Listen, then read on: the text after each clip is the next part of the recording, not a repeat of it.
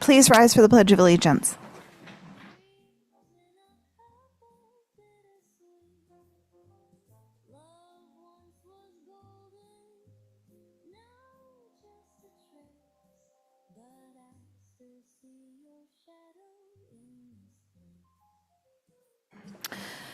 Good evening. I will call the July 16th Select Board meeting to order at 5:30. I believe we will accept the agenda as written. Matt Fee is not present tonight. Malcolm McNabb is online, so the four of us will be doing votes by roll call. And I will turn it over to Assistant Town Manager Greg Tivnan for announcements, and Erica Mooney is doing some of them. Good evening, Madam Chair. For announcements, as always, this board meeting is being audio and video recorded. For the second announcement, I'm going to introduce Chief Cranston to give an update on the 4th of July. Good evening, everyone, and thank you.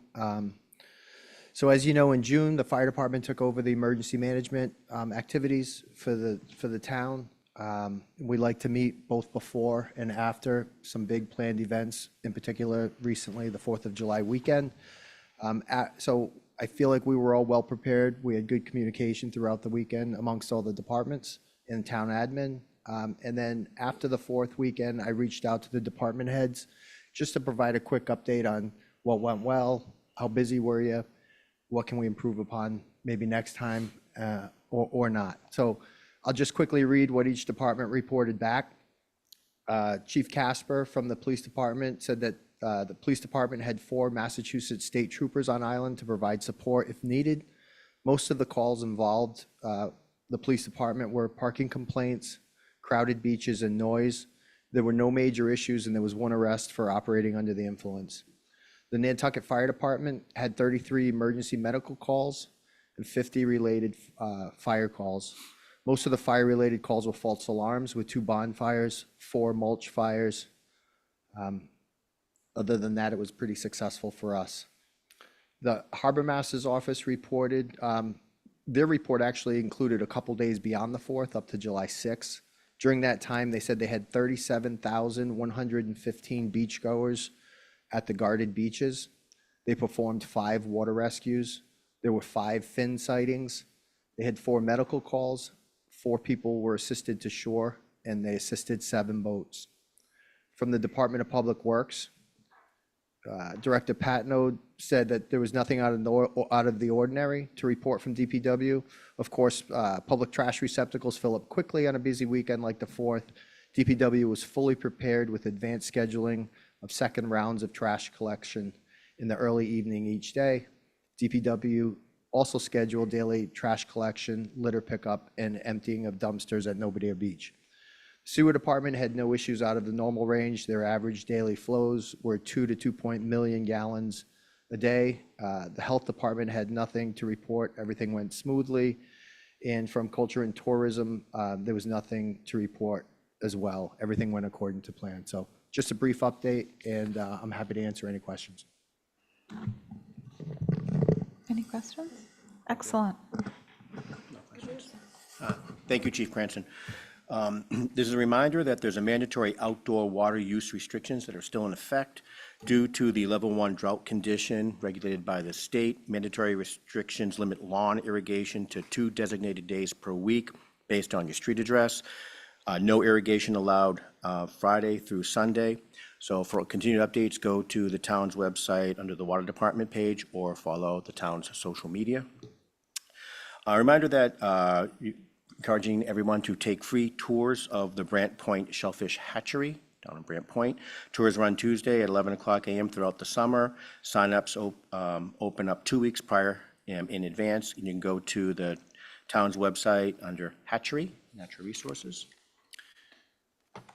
Tioli, the Take It or Leave It, is accepting latex paint for recycling every Wednesday and Sunday. Also, Universal Waste Shed, which is next to the Tioli, accepts batteries on Tuesdays and Saturdays from 8 until noon. Recycling your leftover paint helps reduce waste and keep Nantucket clean. And I'd like to ask Erica for next announcement. Thanks, Craig. Just announcing the applications received for the 2025 committee vacancies, round 2. The Cannabis Advisory Committee, 1 seat available and 0 applicants. We're just going to keep that kind of going as a vacant seat that can be filled. The Contract Review Subcommittee for Human Services, 1 seat available and 1 applicant, Lee Tesser. Cultural Council, 1 seat available and 1 applicant, Bianca Brown. Roads and Right-of-Way Committee, 1 seat available and 1 applicant, Gordon Octorloni. Scholarship Committee, 2 seats available and 1 applicant, Rebecca Woodley Oliver. Tree Advisory Committee, 1 seat available and 0 applicants. Zoning Board of Appeals alternate, 1 seat available and 1 applicant, Jim Mondani. And then for the Nantucket Historical Commission, we've had that re-advertised for a little bit now. We have 3 seats available and 7 applicants. Abby DeMolina, who is the incumbent and is requesting the 2028 seat. There's 1 seat that's for 2027 and 2 seats that are for 2028. Linda Williams, asking for the 2028 seat. Caroline Baltzer, looking for the 2027 seat. Lee Tesser, 2027 seat. Barbara Halstead, the 2028 seat. And then Betsy Tyler and Amy Cohane, and both of them have no preference for any seats available. And that's it. I will note that round 2 committee vacancies your appointments are scheduled for next week, July 23rd. And for the Nantucket Historical Commission, we will do 1 more week next week with the list of applicants, and then you're scheduled to make those appointments at your next meeting after that, which is August 6th. Thank you. Thank you, Erica. Madam Chair, or could I ask one question about that? Yes, Dr. McNabb. When will those ahead. applicants speak with us, the Historic Commission? That is scheduled for August 6th as well. One of the applicants who was part of the first original round of advertisings, noted that she has already spoken. Okay. And didn't know if you guys really wanted her to come back. I told her it might be a good idea. Yeah, but they're new people, so I have I'd like to hear excuse them. myself for 1 moment. Can you take over? Go ahead, Malcolm. No, I said there's some new people. I'd like to hear them. That's all. Okay. Erica, I would suggest that we invite everyone back. Okay. Yep, I mean, they'll all get an email reminding them of the August 6th date for them to come in and review their applications and introduce themselves to the board, and then you'll make appointments that same night. Okay, thanks, Erica. Great. Any other questions? No? Final announcement from the town side is the Nantucket Civic League Annual Summer Forum will be held with the Select Board and Town Manager on Monday, July 21st at 10:00 a.m. in the Great Hall of the Athenaeum on India Street. And I would kick this back to the chair for Select Board announcements, so I'll hand it over to you guys to see if you have any questions. Do you want me to do this next one? The update on public comment? Yeah, I'm going to ask if there's any select board announcements or comments first. Oh, And yeah, then I'll yeah, kick yeah. it over Yep. to you for response to public comment. Malcolm, anything? Tom? Okay. Here comes. Okay, Erica, go ahead on, Oh, I just wanted to know, we have not finished compiling responses to last week's questions, so those will be delayed. We'll hopefully get to them next week. Next week, yes. Okay, I'm back. Where are we? Oh, public We're comment. on public comment. Okay, public comment for items not otherwise on our agenda for discussion. Any topics will be limited to about 3 minutes. I see someone coming to the mic. Just please introduce yourself. Bruce, make sure you pull that mic down. Bruce, I'm Bruce Mandel. Bruce? Oh, microphone. just pull it down. Thanks. Adjusting for short people. Bruce Mandel, 10 Midland Avenue in Nantucket. At the most recent meeting of the Board of Health, with the NP and EDC. A brief comment by the health representative was made regarding the issue of enforcement of non-health related policies, laws, bylaws, and such that are being imposed on the Board of Health Department. The representative made the point that any approved policy needs a fully approved law or bylaw containing a clear, detailed framework for what constitutes a violation. What are the ramifications of a violation, and which town entity is responsible for enforcement? Without that, the policy is just a request. The enforcement provisions of many recent bylaws, regulations, and such are imposed on the Health Department Board of Health, including it having the responsibility of being the inspecting and violation enforcing entity. Because of the alarming increase in the number of enforcement issues being imposed on the Board of Health, Department of Health, there's not enough staffing or time to properly investigate the enforcement of non-health related issues. Staff time's being taken away from the health-related duties. There's a staffing shortage in order to just deal with the increasingly complex nature of addressing health-related matters. The time necessary for addressing only the detailed and complex health-related issues is a budget drain. The staff has not yet been sufficiently trained in the enforcement nuances of non-health related violations, so there are budget concerns. Importantly, to me, the part of the representative's comments I'm referencing tonight was that these complex, burdensome requirements, they cannot and will not be investigating non-health related compliance or violation issues. So I have three questions. What's going to be done about this change in enforcement? 2, can the staffing at the Department of Health and its budget be adjusted to ensure timely enforcement of non-health related violations that are assigned to them? And 3, tell us, where does a citizen now file requests for investigation of violations of laws, bylaws, regulations that don't pertain to health issues? Thanks for this opportunity to speak. Any questions? We generally will follow up with a response for public comment, but if anyone needs a clarification. Thank you so much, Bruce. Sit down. Thank you. Appreciate it.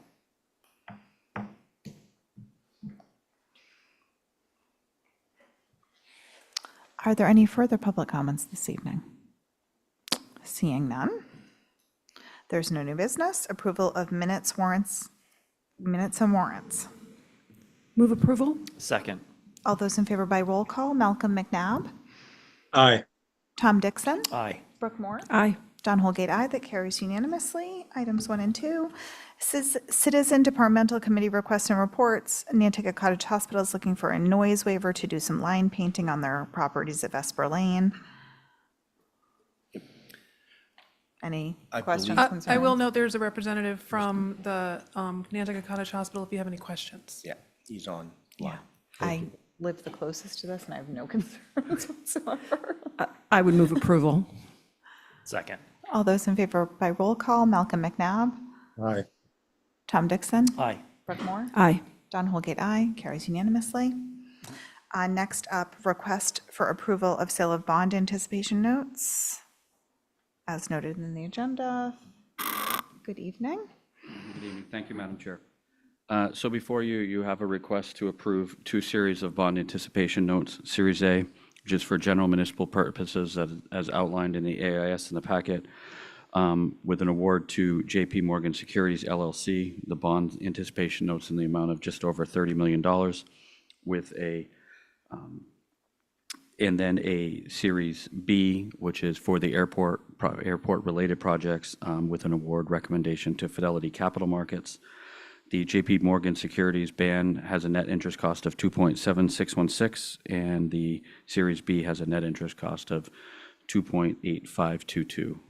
Both of those, Hilltop was extremely pleased and was some of the best rates that they had seen in the sale that was conducted last week. So we're asking for your concurrence and approval so that we can make the award and close the sale. Any questions, comments, motions? I would move approval. Can I just adjust your motion? Sure. Motion to approve based on the vote in the Select Board's In the packet packet. dated July 16th, 2025. So moved. Thank you. Second. All those in favor by roll call, Malcolm McNabb, Aye. Tom Dixon. Aye. Brooke Moore. Aye. Don Holgate, aye. That carries unanimously. Thank you. Very much.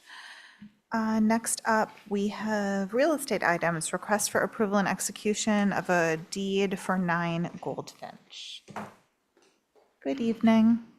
Good evening, Tracy McDonald. I'm the real estate manager. I'm here tonight to present the deed for approval and acceptance by the Select Board, as well as a settlement statement in preparation for the town's purchase of 9 Goldfinch Drive for the consideration of $1,900,000, which is scheduled to close with the seller on July 23rd, 2025. The purchase and sale agreement was previously presented, approved, and executed at the Select Board's April 2nd, 2025 meeting, and subsequently benefited by funding approval through Article 10 at the 2025 annual town meeting. The property is a 3-bedroom, 3-bath, single-family home, centrally located with access to public transportation, and meets the need for municipal employees who do not otherwise qualify for other types of housing inventory. It is a key asset for the town in its ability to recruit and retain essential staff and plan for succession, and secures the home for year-round occupancy, all of which meet the goals of the strategic plan with respect to the housing and efficient town operations. Town Council has reviewed and approved the form of the transactional documents and is here should you have any specific questions, as well as the Housing Director, Christy Ferrantella. Any questions? Okay. Is there a motion?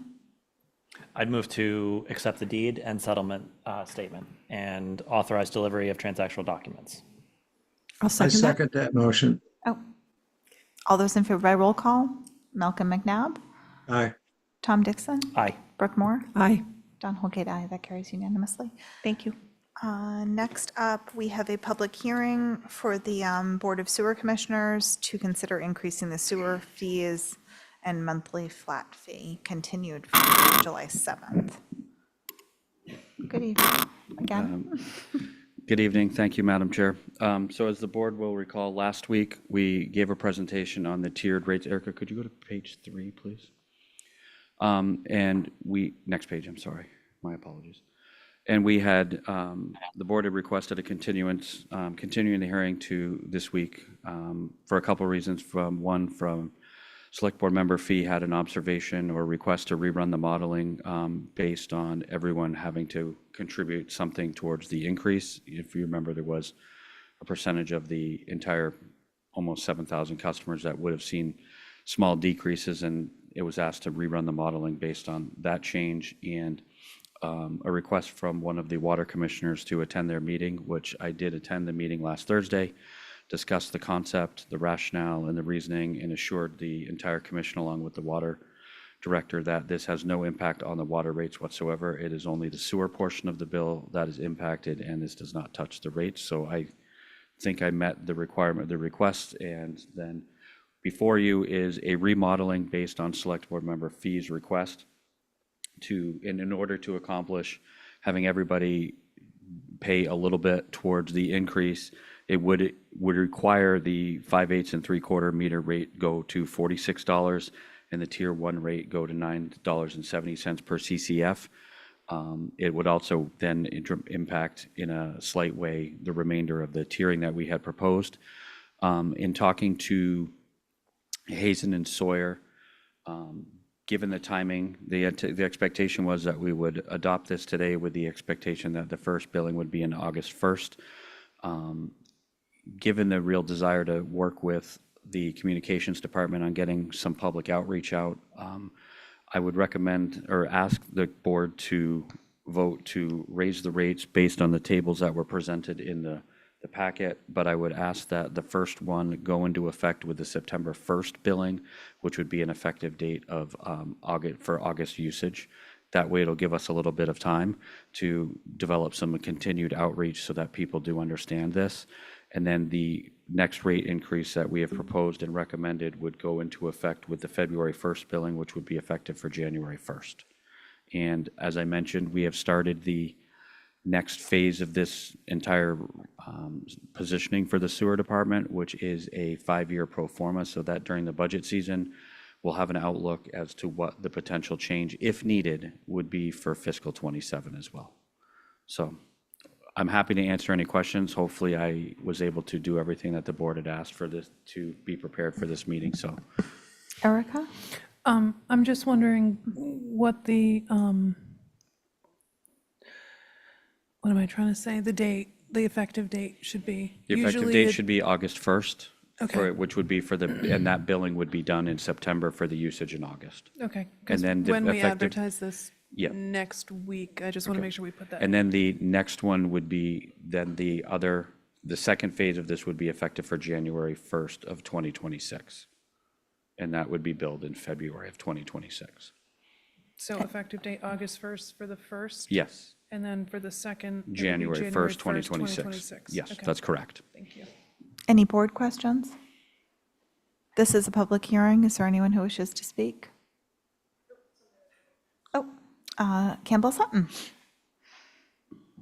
Can you hear me?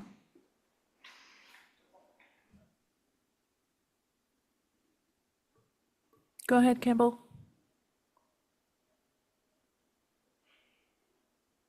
Campbell, you're on.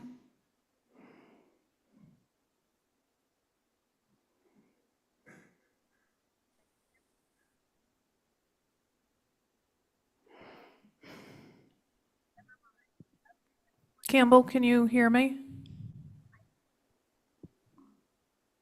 We can't hear you, and you're not muted.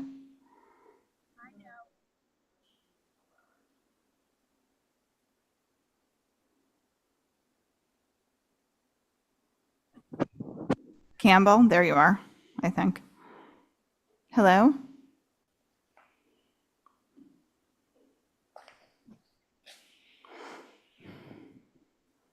Campbell? Yeah, it's been bad. Okay, I feel bad because this is a public hearing, but.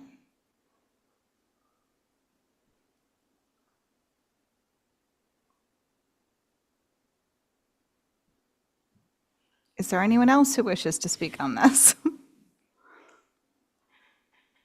Yeah, we lost her.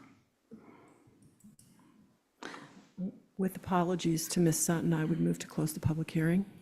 Is there a second? Second. All those in favor by roll call, Malcolm McNabb, Aye. Tom Dixon, Aye. Brooke Moore, Aye. Don Holgate, aye. We're going to close the public hearing. Are there any further comments? Is there a motion? I would move that we accept the amended sewer rates with the effective dates as outlined in the packet. I'll second. All those in favor by roll call, Malcolm McNabb, Aye.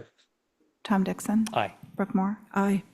and I'm an aye. That's carries unanimously. Thank you. This is a really short meeting. Do we have any committee reports? I don't know. We've done this before, but no updates? Next I'll just say one thing. I would like to encourage the community to watch the Affordable Housing Trust meetings. I'm now sitting in that seat, and there is a lot happening in the affordable housing space. Expansion of programs, extension of lease to locals. Yeah, we did. And so there's a narrative in the community that not much is happening, and I want to assure folks that there is a lot happening in the housing space on a lot of different levels, and we're really starting to talk about some new things that will address homeownership at higher income levels, and you know, there's been a lot of work that's happened, and things are coming to fruition. So, and the housing director will be here, I believe, next week for an update. So If watching the meetings feels like too much, please tune in next week and hear Christie's report because it is robust, to say the least. Thank you. Very true. Tom? Yeah, speaking of committee new appointments, I'm now the Board of Health rep, taking over for Malcolm after 14, I believe, 14-plus years of sterling service. And we have our first meeting tomorrow. We have a presentation on septic systems, et cetera, from some experts on follow-up from previous meetings. And then just one announcement for CPC. We have our annual public forum, which is July 23rd in this room at 10 a.m. And that's a good event. I believe there are 3 nonprofits who received grants this year who will be presenting on their projects and what they're looking to do. Excellent. That's a really good event and a really good program. Board of Health on the IA systems. Yeah, I don't think we're deciding. I think this is more a presentation Yeah, and follow-up okay, from previous. awesome. Yep, tomorrow at 4. Yeah. Thank you. Anybody else? Is there a final motion to adjourn at 5:55? I'll make that my- motion. Madam Chair, I mean, Is that a We second, must- Mr. we McNabb? must, we Dr. must find McNabb? something to talk about. Okay, go ahead. Second, All those in favor by roll call, Malcolm McNabb, aye. Brooke Moore. Aye. Tom Dixon. Aye. Don Holgate, aye. That definitely carries unanimously. All right. Have a good night. Good everybody. night. Stay tuned next week. See you all tomorrow. Thank you.